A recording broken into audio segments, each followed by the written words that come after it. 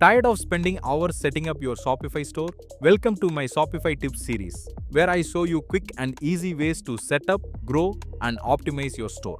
Today, I'm going to show you how to get your Shopify store up and running in just 2 minutes. If you missed my previous videos on adding products, showing sales, or free apps, check out the playlist link in the description. First, go to shopify.com and click Start Free Trial. Enter your email, create a password, and you're in. Next, let's pick your store swipe. Go to Online Store. Themes, customize and choose a theme that fits your style, clean, colorful, bold, whatever works for your brand. Now it's time to add your products. Upload images, write a short, catchy description, set your price, and you're good to go. But here is the quick hack for you. Keep your titles short and highlight the benefits. This makes people want to buy. Step 4. Set up payments. Go to Settings, Payments, and turn on Shopify Payments or link PayPal. This way, you get paid instantly whenever someone orders. Finally, pick a domain name and hit publish. And just like that, your store is live. If you want personalized help getting your Shopify store set up or optimized, you can book a free call. The link in the description. Pick a time, tell me what to discuss, and we'll connect. Or if WhatsApp is easier,